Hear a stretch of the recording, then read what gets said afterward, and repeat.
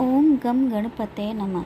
आप सभी को संकट चतुर्थी की शुभकामनाएं। ऐसा माना जाता है कि चौथ माता की कथा के साथ विघ्नहर्ता श्री गणेश की कथा सुनने से व्रत का पूर्ण फल प्राप्त होता है।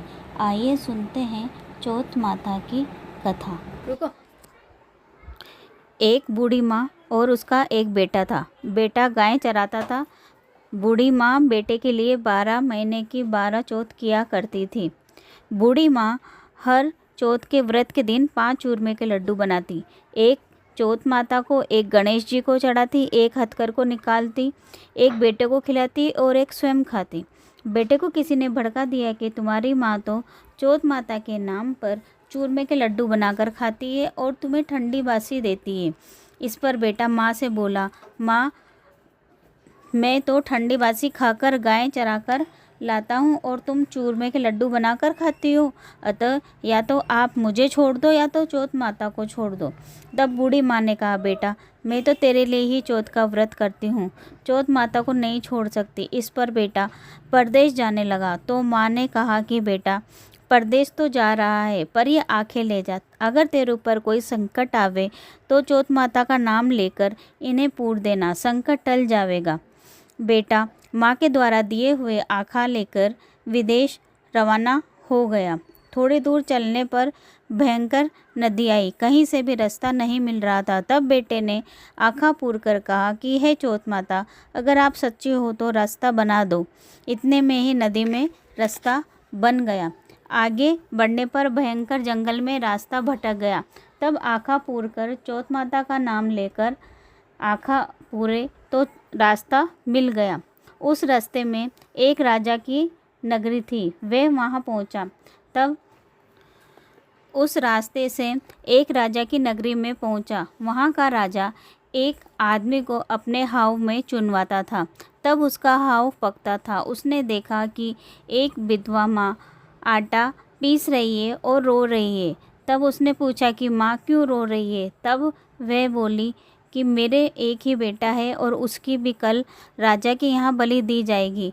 तब उसने कहा कि माँ, आप घबराओ मत, आपके बेटे के बदले आप मुझे भेज देना, पर मुझे भर पेट खाना खिला दो।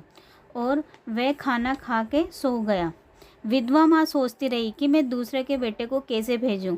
जब राजा के आदमी आए तब माँ ने रोते हुए उसकी तरफ इशारा कर दिया। वह भी राजा के आदमियों के साथ उठकर चल दिया। जब राजा के आदमी उसे हाव में चुनने लगे तो वह आँखा पूर कर जल का कलश रख कर बैठ गया और बोला कि हे चौथ माता, यह संकट भी आप ही टालना। इतने में ही हाव पककर तैयार हो गया। राजा के आदमी राजा के पास जाकर बोले कि राजा जी, महीने भर में पकने वाला हाव एक दिन में ही पककर तैयार हो गया। इस बात को राजा भी देखने आया। जब राजा ने आदमी हाव में से कलश उतारने लगे तो अंदर से आवाज़ आई, धीरे धीरे उतारो, अंदर आदमी है। राजा के आदमियों को बड़ा आश्चर्य हुआ कि आज तक इसमें से कोई नहीं बोला, आज कौन भूत जिंद बोल रहा है। तब उसने कहा कि मैं वही आदमी हूँ जिसे आपने हाव में चुना था। उसने हाव खोलकर देखा तो वही आदमी बैठा हुआ था तथा हरे हरे ज्वारे उग रहे थे। राजा ने उससे पूछा कि तुम कैसे बच गए? तब उसने कहा कि मेरी माँ चौथ का व्रत करती है और मैं चौथ माता की कृपा से ही बचा हूँ। राजा ने उसकी परीक्षा लेने के लिए कहा, एक घोड़े पर तुम और दूसरे घोड़े पर मैं बैठ जाऊँगा। तुम्हारे हाथ पैर में जंजीरें बांध दी जाएंगी। यदि तेरी चौथ माता सच्ची है तो तेरे बंधी जंजीरें मेरे आ बंधेंगी। उसने आँखा पूर कर कहा कि हे चौथ माता, आप ही लाज रखना। इतने में ही उसके हाथ पैर में बंधी हुई जंजीरें राजा के हाथ पैर में आ बंधी। तब राजा ने कहा कि तुम्हारी चौथ माता बहुत सच्ची है। राजा ने अपनी लड़की की शादी उसके साथ कर दी और बहुत सारा धन देकर विदा किया। जब वे अपने गांव के सीमा में पहुँचे तो लोगों ने बूढ़ी माँ के पास जाकर बोला कि माई, तेरे बेटे बहू आ रहे हैं। तब माई ने कहा, मेरे भाग्य में बेटे बहू कहाँ हैं? बेटे को तो भड़काकर भगा दिया है। तब तब लोगों ने कहा कि माँ जाकर देखो, वास्तव में तुम्हारे बेटे बहू आ रहे हैं। तब बूढ़ी माँ ने जाकर देखा तो वास्तव में उसके बेटा बहू आ रहे थे। बेटा बहू दोनों माँ के पैरों में गिर गए और कहा कि माँ, हम तो चौथ माता के प्रताप से ही वापस आए हैं। संपूर्ण नगरी में चौथ माता की दुआई फिरवा दी गई। सभी चौथ का व्रत किया करें, 12 महीने की 12 चौथ किया करें। 12 नहीं तो 4 तो सभी किया करें, और 4 नहीं तो 2 भी किया करें। हे चौथ माता, जैसे बूढ़ी माँ का संकट दूर किया, वैसे ही सभी का संकट दूर करना। बोलो चौथ माता की जय। विघ्नहर्ता श्री गणेश जी की कथा। किसी नगर में अपने पुत्र और पुत्रवधू के साथ एक नेत्रहीन बुढ़िया रहती थी। वह श्रद्धापूर्वक विधि विधान से नित्य गणेश जी की पूजा अर्चना किया करती थी। एक दिन प्रसन्न हो गणेश जी प्रकट हुए और बोले, बुढ़िया माँ, तू जो चाहे सो मांग ले। बुढ़िया बोली, कैसे और क्या मांगूं? मुझे तो मांगना ही नहीं आता। तब गणेश जी बोले, अपने बेटे बहू से पूछकर मांग लेना, मैं कल फिर आऊँगा।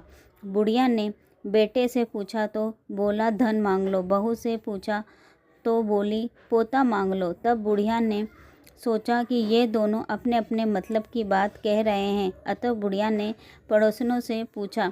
पड़ोसनों ने कहा, बुढ़िया तू तो थोड़े दिन ही जिएगी, तू क्यों धन मांगे और क्यों पोता मांगे? तू तो आंखें मांग ले, जिससे तेरा बाकी का जीवन आराम से कट जाएगा। लेकिन उस बुढ़िया ने पड़ोसिन की बात नहीं मांगनी। उसने सोचा जिसमें बेटे बहू राजी हो वह मांग लूँ और अपने मतलब की चीज़ भी मांग लूँ। अगले दिन गणेश जी आए और बोले, बुढ़िया माँ, जो चाहे सो मांग ले।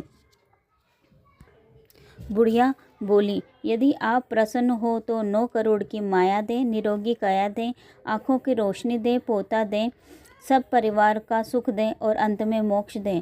गणेश जी बोले, बुढ़िया माँ, तूने तो हमें ठग लिया है, किंतु तेरा वर तुझे मिलेगा। तथास्तु। इतना कहकर गणेश जी अंतर ध्यान हो गए।